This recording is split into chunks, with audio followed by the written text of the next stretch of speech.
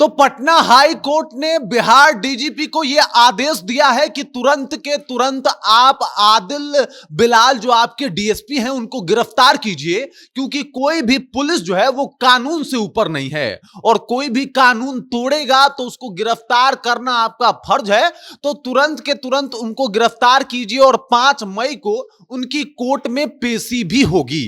अब समझिए कि ये आदिल बिलाल का पूरा मामला क्या है, क्यों आखिरकार पटना हाई कोर्ट उनको गिरफ्तार करने का आदेश डीजीपी को दे रहा है, सब कुछ आपको विस्तार पूर्वक बताएंगे। लेकिन उससे पहले मेरा परिचय जान लीजिए। मेरा नाम है रजत और आप जनता जंक्शन देख रहे हैं। इस पूरी कहानी, इस पूरे प्रकरण को समझने के लिए आपको थोड़ा पीछे जाना पड़ेगा और हम आपको लेके चलेंगे सीधे 27 दिसंबर के दिन, यानी 27 दिसंबर 2024। वहां से एक मामले की शुरुआत होती है और इस मामले में जो है आदिल बिलाल को दोषी बताया जा रहा है। अब इसके ऊपर अभी कोर्ट का फैसला आना बाकी है, लेकिन चाहे आप कुछ भी हैं और कोई भी हैं, आपको ना मानवाधिकार हनन करने का हक है और ना ही आप कानून से ऊपर हैं। और इसी वजह से जो है आदिल बिलाल के ऊपर गिरफ्तारी की तलवार लटक रही है और अगर दोष सिद्ध हो गया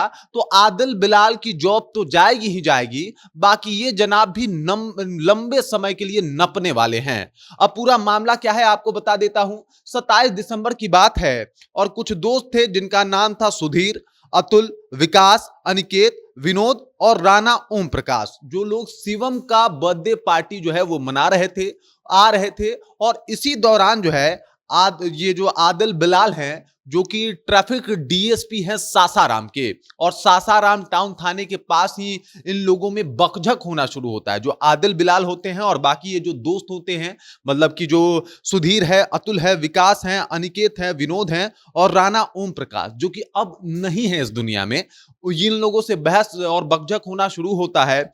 और इसी में क्या होता है कि जो आदिल बिलाल डीएसपी हैं और इनका एक बॉडीगार्ड था जो जिसका नाम चंद्र मौलिनिया था, और इन लोगों ने जो है ये ताबड़तोड़ फायरिंग जो कहा जाता है वो ताबड़तोड़ फायरिंग इन लोगों के ऊपर शुरू कर देते हैं और इस दौरान 4 लोग घायल होते हैं और मौका पे ही ओम प्रकाश राणा की मतलब मृत्यु हो जाती है। वो ढेर हो जाते हैं वहीं पे, जबकि ये सब कुछ इन्होंने अपने सर्विस रिवॉल्वर, जो पुलिस उनको रिवॉल्वर देती है, उस रिवॉल्वर से इन्होंने किया। ये हालांकि पुलिस वालों को इसलिए दिया जाता है ताकि ये अन्याय के विरुद्ध उठे, ताकि ये इसलिए उठे जहां पे अपराध जो है वो खत्म हो जाए, ताकि ये रिवॉल्वर इसलिए उठे ताकि ये जो दंगा फसाद और तमाम बुरे काम हैं वो रुक जाएं। लेकिन अफसोस की बात है कि ये सर्विस जो आपके पास गन है, ये सर्विस रिवॉल्वर है, उसका यूज आप अपना व्यक्तिगत खुन्नस निकालने के लिए कीजिएगा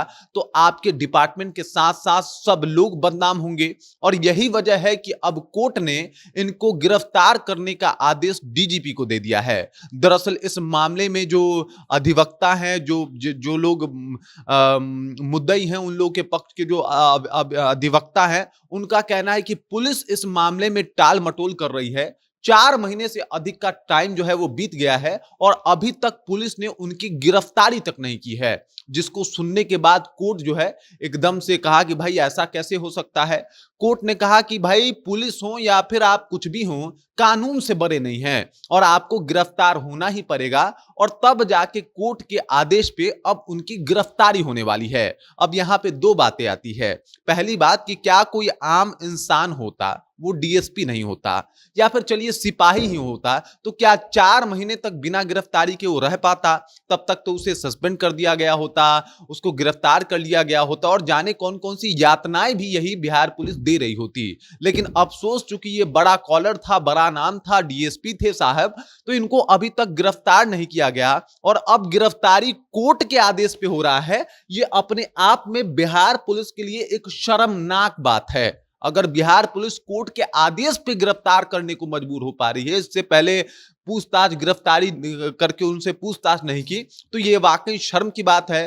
और अब कोर्ट का फैसला आ गया है कि भाई इनको तो गिरफ्तार करना पड़ेगा और ये बकायदा डीजीपी को बोला गया, जो बिहार डीजीपी हैं उनसे कहा गया है कि इनको गिरफ्तार कीजिए। अब देखिए इस मामले में क्या होता है, ये तो 5 मई को सुनवाई होगी तब पता चलेगा कि आगे मामला कितना बड़ा है। लेकिन जितना मामला प्रकाश में आ रहा है और जो जो इनके ऊपर अभियोग लगाए गए हैं, जो जो इनके ऊपर अपराध का कैटेगरी लगाया गया है और जिस तरीके से बताया गया है, वो यही कहता है कि भाई साहब बकझक में साहब ने रिवॉल्वर निकाला और अपना जो रिवॉल्वर की गोलियां हैं इन लोगों पे, निर्दोष लोगों पे खाली कर दी। भाई ये कोई बहुत बड़े अपराधी तो नहीं थे और इनका जुर्म इतना भी नहीं था कि आप ऑन द स्पॉट वहीं पे फैसला सुनाने लग जाएं। इस वजह से आप गलत हैं और मानवाधिकार के हिसाब से देखा जाए तो भी गलत हैं। बाकी इसके ऊपर डीएसपी साहब का क्या कहना है, ये पक्ष जानना भी काफी ज्यादा जरूरी है। लेकिन ये सब कुछ तो कोर्ट जानेगा।